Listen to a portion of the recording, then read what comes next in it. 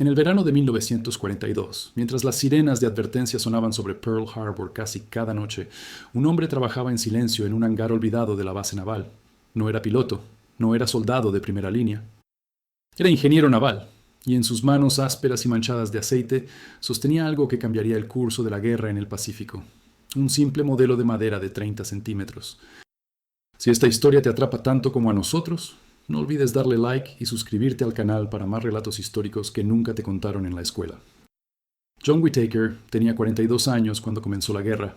Había pasado 2 décadas diseñando barcos mercantes en los astilleros de Seattle, un trabajo honesto pero monótono que le permitía mantener a su esposa Margaret y a sus 2 hijas.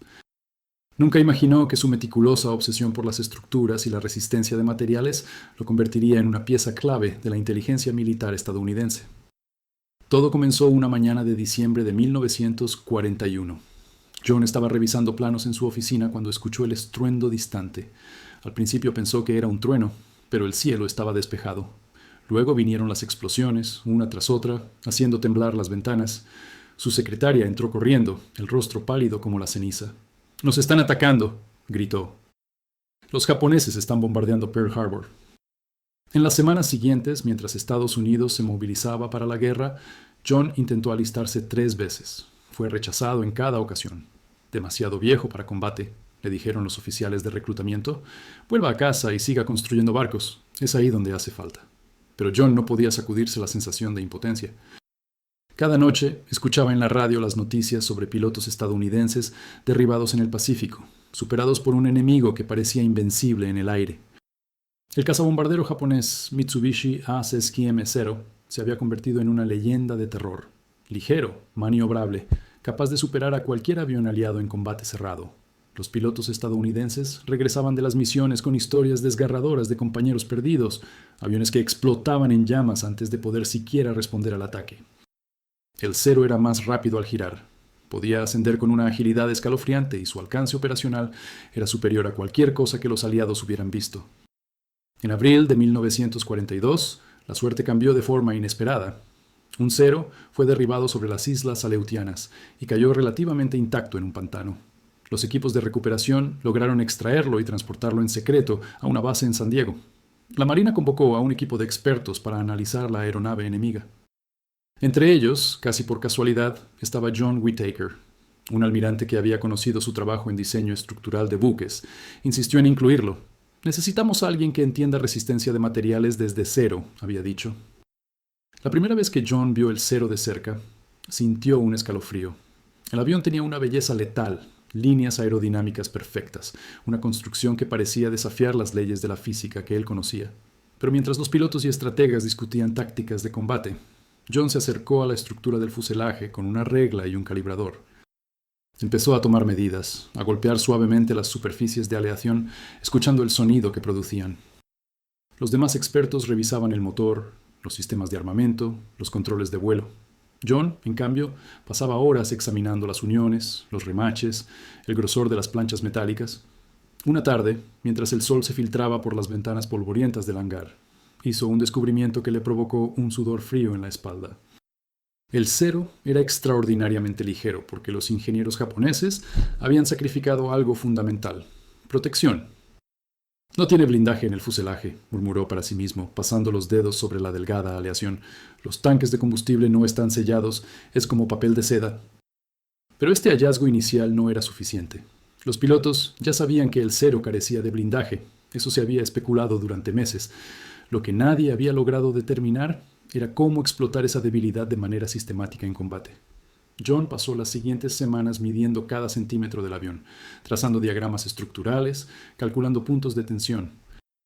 Trabajaba hasta altas horas de la noche, a menudo durmiendo sobre su mesa de trabajo, rodeado de planos y ecuaciones. Su esposa Margaret le llevaba cena al hangar cuando podía conseguir un pase temporal. Lo encontraba siempre en el mismo estado, encorvado sobre sus papeles, con los ojos enrojecidos por la fatiga. «John, necesitas descansar», le decía ella poniendo una mano suave en su hombro. «Estás consumiéndote». «No puedo descansar, Margaret», respondía él sin levantar la vista. «Cada día que pasa, más muchachos mueren ahí afuera. Si puedo encontrar algo, cualquier cosa que les dé una ventaja».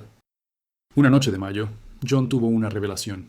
Había estado estudiando las estructuras de refuerzo del ala cuando notó algo peculiar en la distribución de los largueros. La forma en que estaban espaciados creaba puntos de concentración de esfuerzo muy específicos. Si un proyectil impactaba en esas zonas precisas, la estructura completa podría colapsar de manera catastrófica. Pero el problema era comunicar esto a los pilotos. No podía simplemente decirles apunten aquí.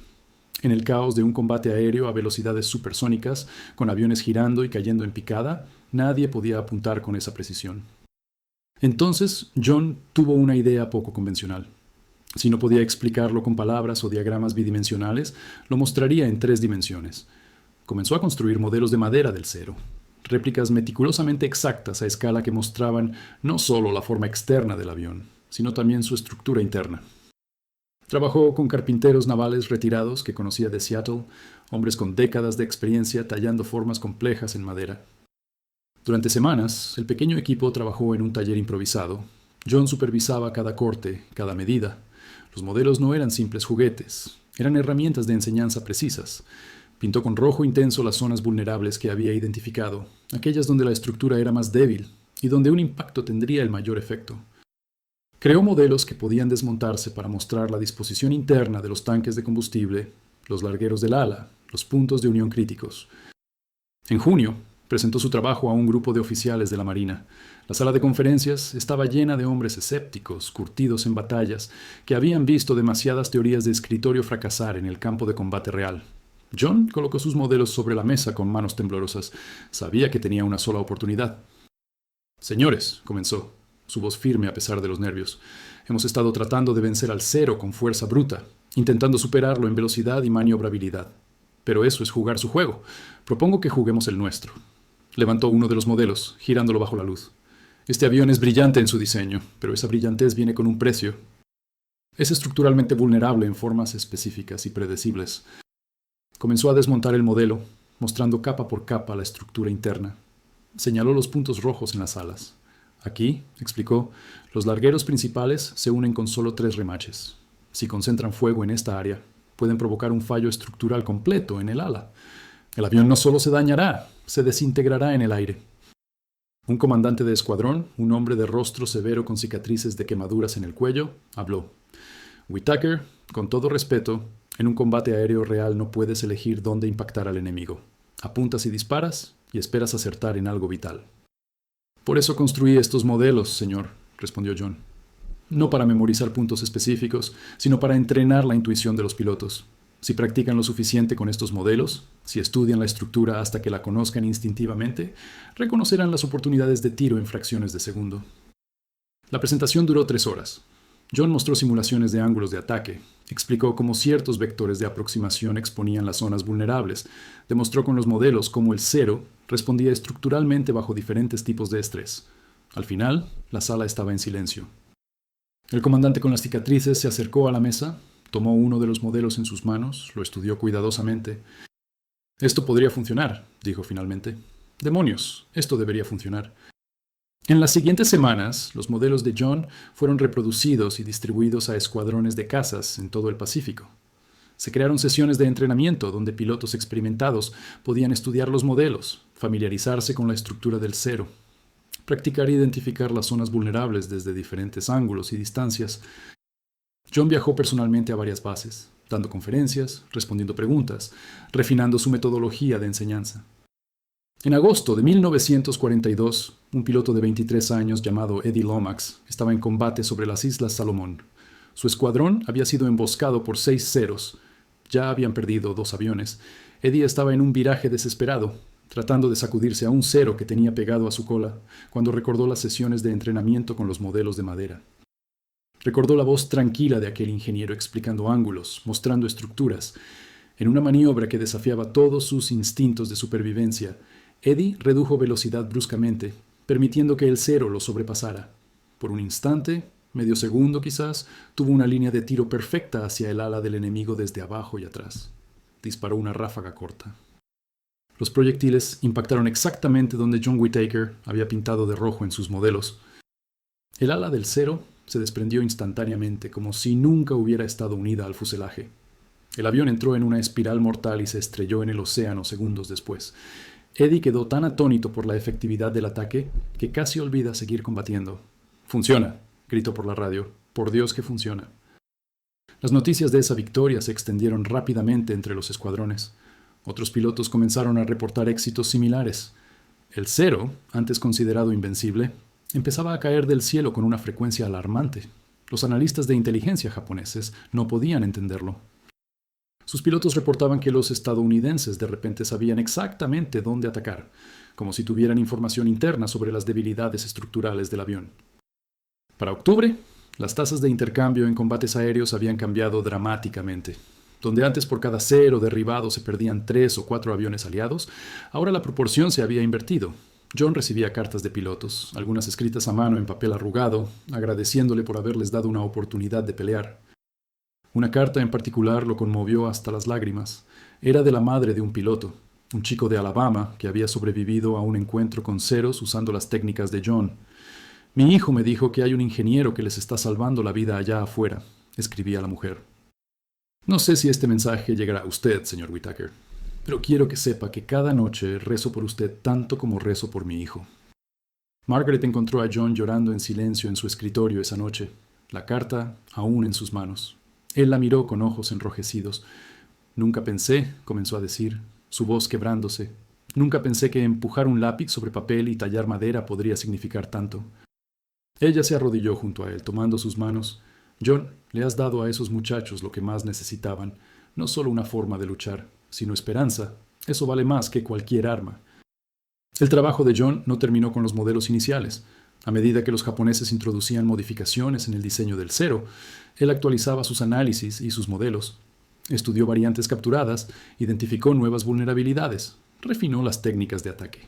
En 1943 extendió su metodología a otros aviones japoneses, el bombardero Betty, el caza Oscar. Cada vez el proceso era el mismo: medición meticulosa, análisis estructural, modelos de madera para entrenamiento. Pero el peso emocional del trabajo comenzaba a pasarle factura. Cada vez que un piloto moría en combate, John se preguntaba si podría haber hecho más, encontrado algo adicional que hubiera marcado la diferencia. Desarrolló insomnio crónico, a menudo despertando en medio de la noche con ecuaciones estructurales dando vueltas en su mente. Margaret notaba cómo su cabello se había vuelto completamente gris en menos de un año, cómo sus manos temblaban cuando sostenía una taza de café. En la primavera de 1944, John colapsó en su taller. Lo encontraron inconsciente entre sus modelos, rodeado de planos y herramientas. Los médicos diagnosticaron agotamiento severo y le ordenaron descanso obligatorio. Pero incluso en el hospital, John no podía dejar de trabajar. Llenaba cuadernos con ideas, refinamientos, nuevas formas de presentar la información estructural a los pilotos. Un día recibió una visita inesperada. El comandante con las cicatrices de su primera presentación entró en la habitación del hospital con una caja bajo el brazo. «Whittaker», dijo, su voz más suave de lo que John recordaba, «vine a mostrarle algo».